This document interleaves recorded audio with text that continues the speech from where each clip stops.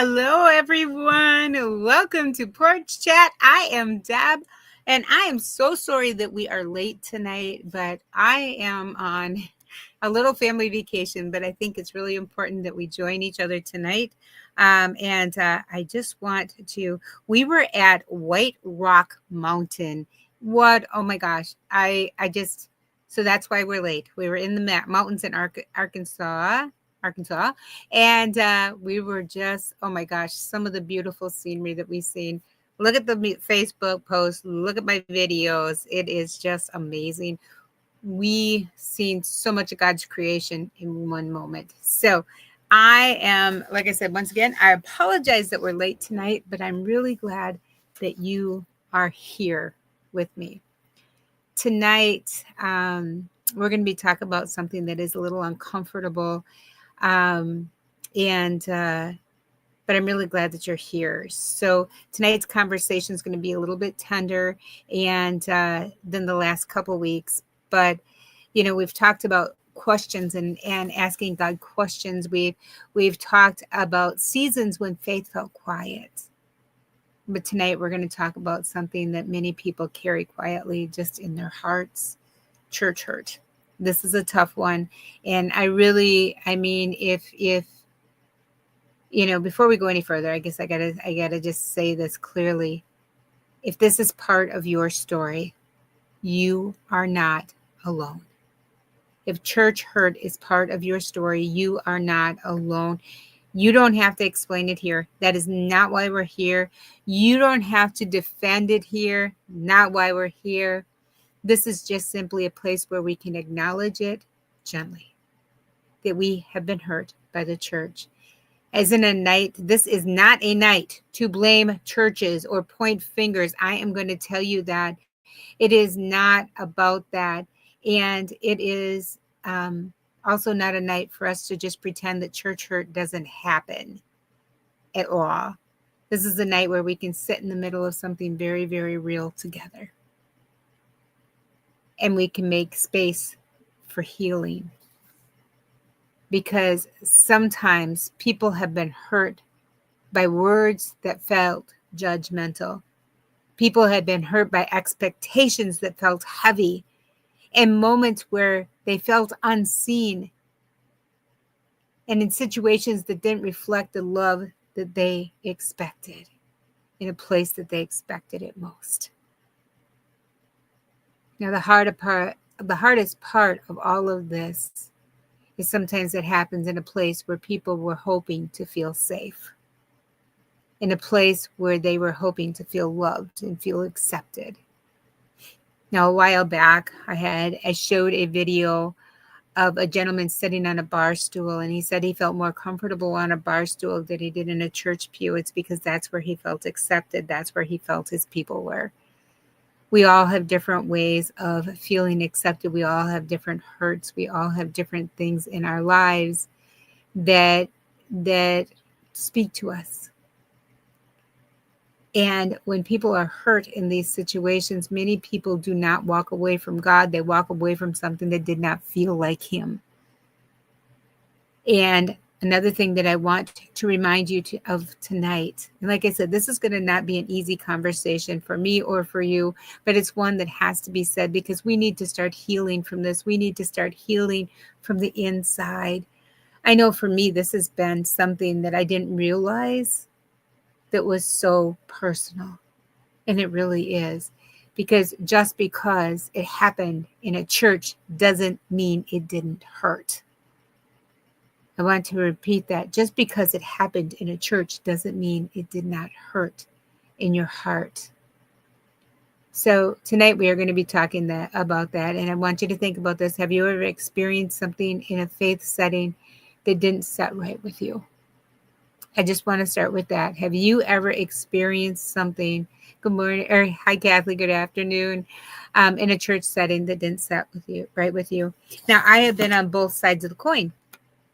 So in defense of some of the good pastors out there and the good people in the churches and the whatever, I was a pastor for many years. And so I got to this new congregation and I was there for about 6 months. And about we started praying for this lady at the church every Sunday. I'd ask how their mom was doing, and they would say how she was doing. And I never knew. Nobody told me, as this newish pastor, that this lady was a longtime member of the church that just did not attend anymore. So every week I'd ask, hey, how's your mom doing? We'd be praying for her. We would do these things. And these people were hurt by me because I never went and visited her, but nobody told me that she was part of the church. Nobody told me that she was a longtime member and that she wasn't on the rolls. And I never thought to even go down that road. Does your mom need a visit? I hurt people in the church as a pastor, and I never, ever meant to. I would have been there. Somebody would have asked me to come and visit this lady and tell me that she was part of the church and could you please pay her a visit. I would have been there. So church hurt does happen, sometimes not on purpose. I have also good morning. Oh my gosh, it's been a long day. Hi, Margie. Good evening. But church hurt does happen. It's also been to me on the other flip side. As a pastor, I've been hurt by the church. Because as a pastor, people didn't understand that I had a family, that I had other responsibilities, that I didn't know that this lady was a member of the church. So therefore, I did not visit her, which whatever. But they pulled away, and this church became just hostile. They felt like I did not love them, because I never went and visited somebody I didn't know was part of the church. I didn't not know that she was part of my flock at that time. But they become hostile. I had my car keyed during a sermon at church. I had things happen in that church that they wouldn't, it was wrong. It was wrong. I had people stand up in the middle of the sermon and say that we employ you. How dare you say that to us? When I told them that my job was to call people to Christ, and if that didn't happen, that I should put my resignation in because my ministry wasn't working there. Time and time again, we're hurt by things in faith communities, and sometimes it's not even purposely done. It is done with no fault of our own, but it's also done because there's people that don't understand what we're going through. So have you ever experienced in a faith setting something that didn't set right with you? In another church, I experienced that the church had hidden money from the diocese, from the conference, because what they didn't know didn't hurt them. As a pastor, I couldn't do that. I couldn't do that. It made me feel dishonest. It made me feel like I was trying to block something. Many different ways that we have been hurt in a church.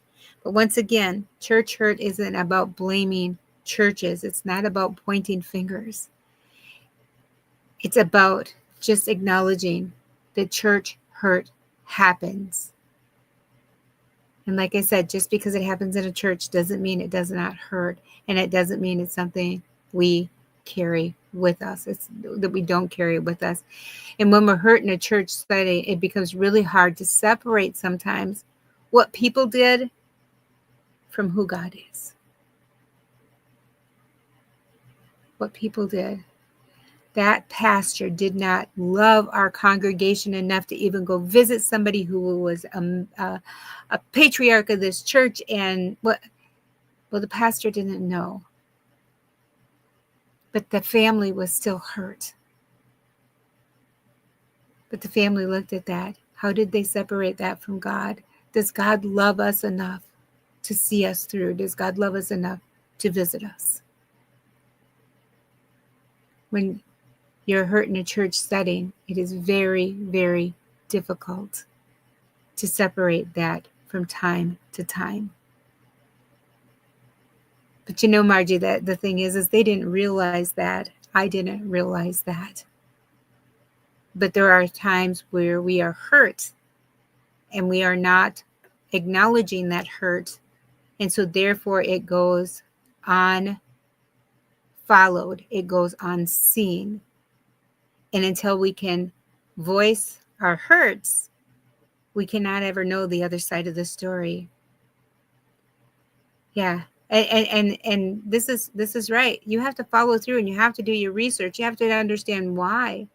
Like I said, church hurt does happen. And Janice, I'm sure that you know that.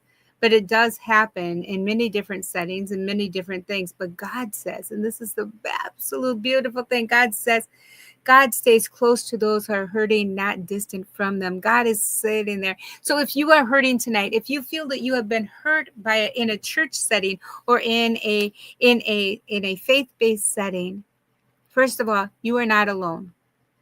Second of all, let's take a step back and see really where the hurt came from. And maybe if there's somebody that we could talk to about it and see if it was intentional, if it was a God thing or if it was a human thing. Because I want you to know tonight that it is okay to acknowledge the hurt. But healing often begins when we can be honest with ourselves. Maybe we said something, or maybe we did something, or maybe it was like me that really didn't know. But the thing is that church hurt still happened. It still happened. I think sometimes when we're comfortable sharing details, so I don't know if you've ever been hurt in that church setting, once again. If you're comfortable sharing some details, share them in the comments, and let us kind of chat about it a little bit. But I really think it's important that we know that as we're going through our lives and our faith story, our relationship with God doesn't change because something happened. Now, I want to go back to this because remember, let's see, I want to bring this back up because this is so important. Because people, right here, sometimes people are hurt by words that felt judgmental. Maybe they judge you by what you were wearing when you walked in the door. Maybe you haven't been to church in a long time. You didn't know the dress code. You didn't understand their language, and you felt judged going in that church, and you were hurt. So you thought, I am never going back again. Those people are just wrong. But maybe you just didn't understand their culture, or they didn't understand yours. But the thing is that if you felt words that felt judgmental were said to you, and you're holding on to them, I think God's telling you tonight, wait a minute, that wasn't me. That wasn't me. How about expectations that felt heavy? Maybe people expected more out of you because you go to church, or maybe they expect more out of you because of who you are, or what you do in the church, or what your role is in the church. But maybe expectations feel really heavy, and it felt like, oh yeah, everything always lands on me. It's the same 5 people that do all of the same things and take care of everything in the church. Have you ever been there? I know I have. I have said those words. Hi, Rhonda. What about the moments? And I think this is one of the biggest things, that someone has felt unseen. They felt unseen in a place where they expected to be loved. And maybe they didn't get the love that they expected from a church. How many times and not even in a church, at work, in our families or whatever, when somebody new comes in, we want them to transform to who we are and what we are, instead of loving them and getting to know them where they're at. And like I said, this just isn't in a church. This is every place. It really is. Hi, Tammy. But this is every place. Because the thing is that when we are judged by how we talk, by how we live, by how we wear our hair, by how we look, our body structure, when we are judged by, just outside appearances. And sometimes we're the ones judging and we don't even know it. Maybe we're the ones that are hurting other people without even knowing it. Hi, Chad.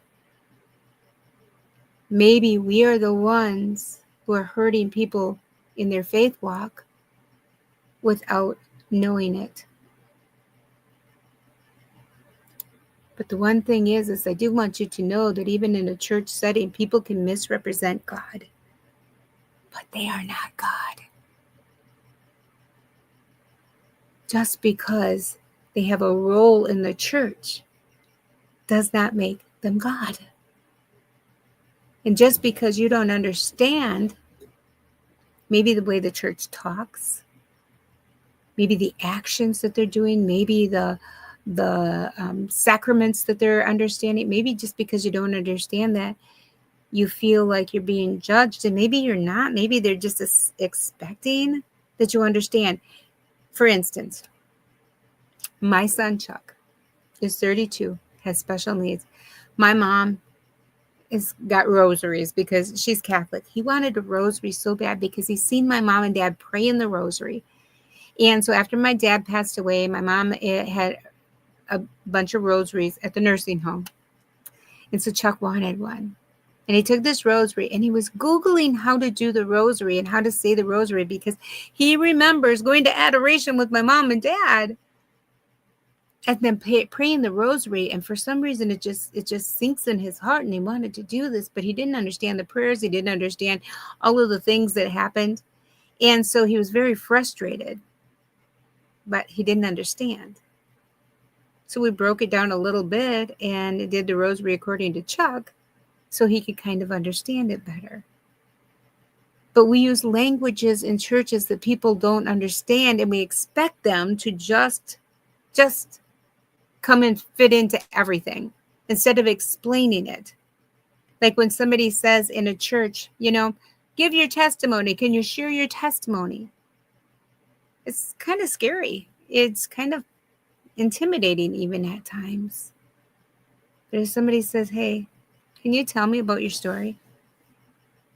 Can you tell me about when maybe you've seen people be kind to you and shown you love where you didn't even feel you deserved it, instead of using the word grace, instead of using the word testimony, instead of using the churchy words? And that's one thing that I did for 3 years. I took all churchy words out of my vocabulary. I grew up Catholic.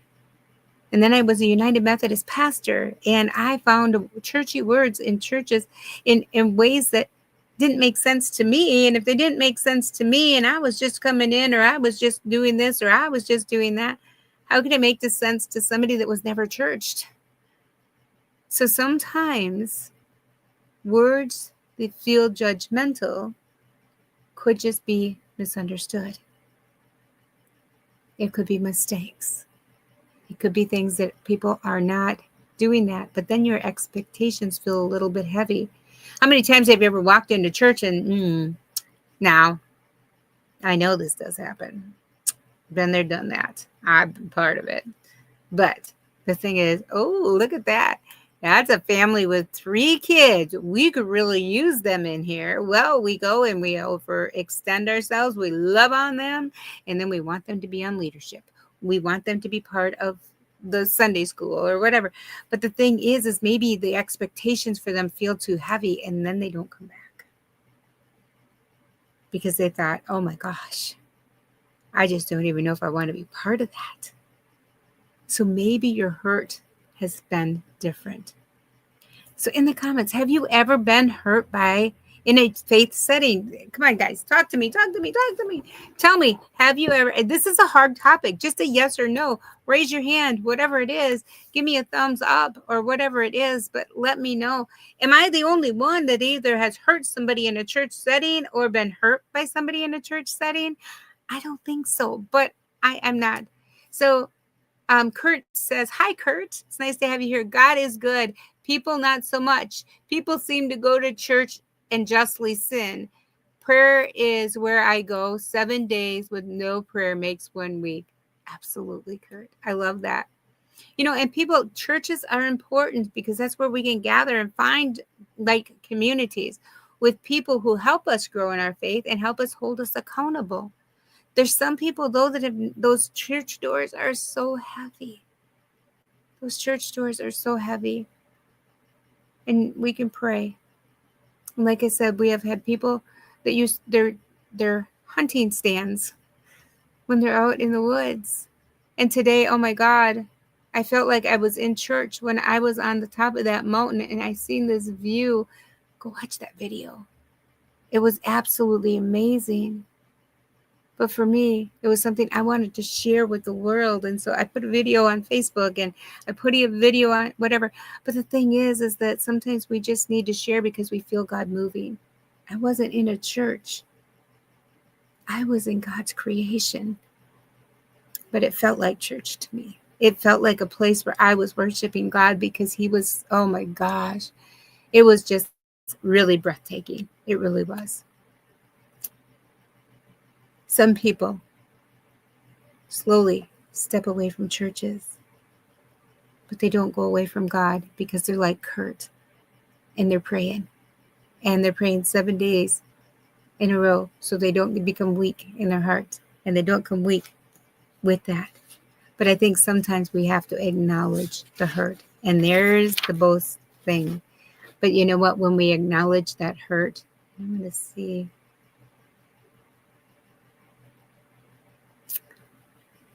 So one thing I wanted to ask you now is, what does a safe space look like for somebody who has experienced hurt?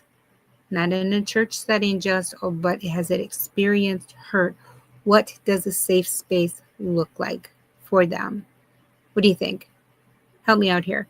What does a safe space look like for somebody who has experienced hurt? There's a lot. And there's a lot more to my story.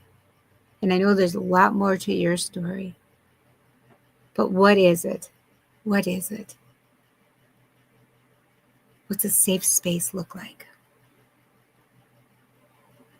I think acknowledging the hurt, maybe saying and going to the people that hurt me. When I had that conversation and I found out that I dropped the ball and never visited this lady before she died, and that she had been such a big part of the church for so long, but nobody told me. Nobody told me.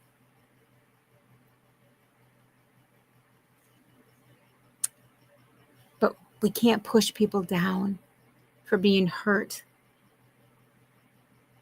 We can't explain it away. We can't explain our hurt and our story to somebody else's. We just have to acknowledge it. That hurt me.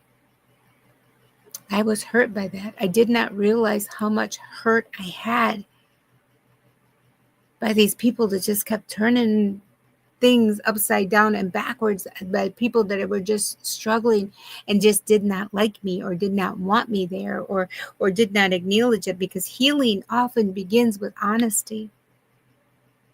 And I'll be honest with you, after leaving the institution of the church, it took me 2 years to be able to say these things because I felt guilty about my hurt. And it took me walking in my walk with God and growing in my relationship with God, and then finding the porch and you guys helping me through all of this stuff, whether you like it or not. You guys were a huge part of my healing process because it wasn't God that I was hurt. It was humans who were hurting. And then that hurt came to me.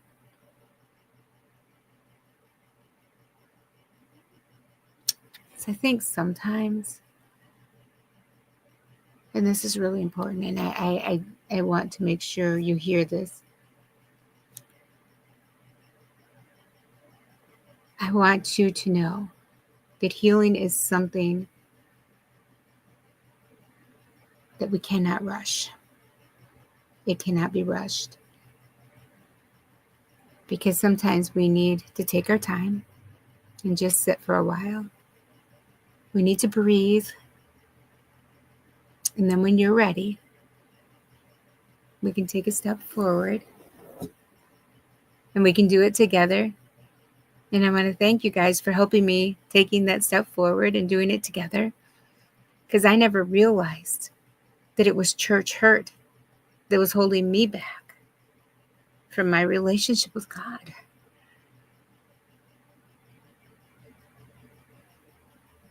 But you don't have to rush healing to begin it.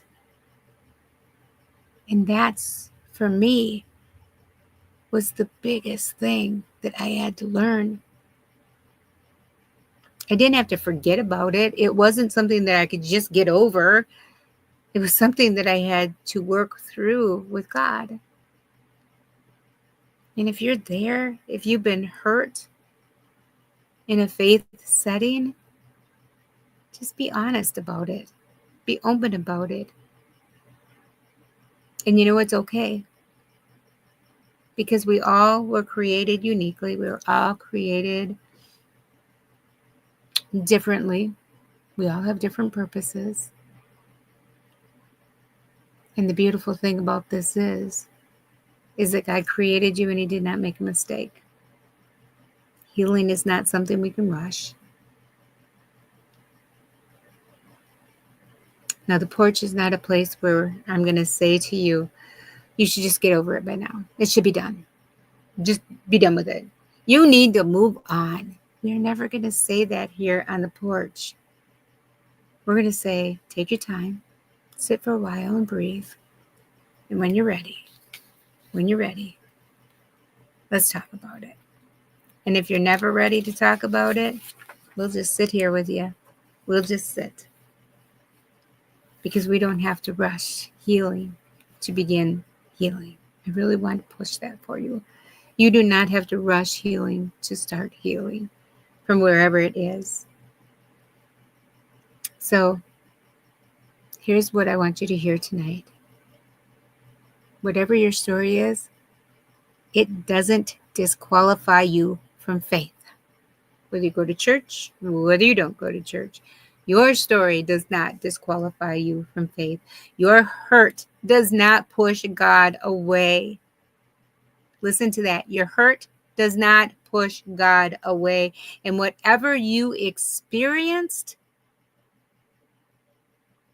God was never the one trying to harm you. In fact, He's the one who wants to meet you in the middle of that hurt. This is not an easy conversation. This is not something that is something we can just do. It's something we have to live through. It's something we have to walk through. I think about someone who's been walking through and carrying something heavy, and then once again, let's think about this. They come across the porch, and there's a couple people sitting on the porch, and here's their story, right? They're laughing, they're sharing conversations, and they welcome you on. But you're carrying this hurt, you're carrying this pain. But they're smiling and they're happy, and they say, come on, join us. And you decide to take them up on that invitation. Taking your time, and you just sit for a while and you breathe. And when you're ready, you start sharing your story. That's all God's asking us to do tonight. Because church hurt does happen. It is real. We need to be honest. We need to acknowledge it when we're ready. When we're ready. Let's go to God. God, we thank you for loving us through all of this. Because God, some of us have been hurt by things people said, by things people have done, by feeling unseen, by feeling unheard. And God, sometimes this happens in a church setting. We know it's not you, God. You haven't left us. You haven't forgotten about us. But God, it still hurts. It still hurts. But God, tonight, help us be honest with ourselves and acknowledge that hurt and start healing from it. Because God, we know that you will never leave us. And when we are hurt and we are broken, that you're always there. We thank you for loving us. It's in your name we pray. And they all said, amen. And they all said, amen. And so Kurt says that when I can't visit people who hurt me, they know exactly what they were or are doing. I give it to the good Lord above, and it's heavy on me. It won't be me deciding on their forever. And you know, Kurt, the thing is that one of the things I just want to kind of put in here is as we forgive people, we don't forget. But forgiveness is not for them, it is for you. So taking it to God, praying for them, and letting your heart feel peace from the situation is where God takes you tonight. So I pray, everyone, that you have one of the most amazing nights. Now I'm going to go out and join the campfire, and I pray that God blesses you. And if you have been hurt by the church hurt, send me a message. Let's talk about it a little bit. And, in the next couple of days, I'll be traveling, and so maybe I'll have some time to type. But like I said, know that you are loved, that you are necessary, and that you are important. And I pray that on April 12th, we are going to have our live at Dorset Valley. So come and join us at 3:00 on Sunday. And let's have this will be part of our chat. So have a great night, everybody. God bless. Hope to see you tomorrow. And Chad, thank you for your prayers. And we are praying for all of those in need and that need help. All of those that are experiencing any of the wars or any of the things, those are serving our military who are across the seas and stateside. All of the ones that are standing by, ready to serve. All of the people who are grieving, the caregivers. There's so many people. Tonight, pray for those people who hurt you. That's my challenge for you tonight. Pray for those who hurt you. And know that you are loved. Have a great night, everybody. God bless. Hope to see you in the morning. Love you all. Mwah.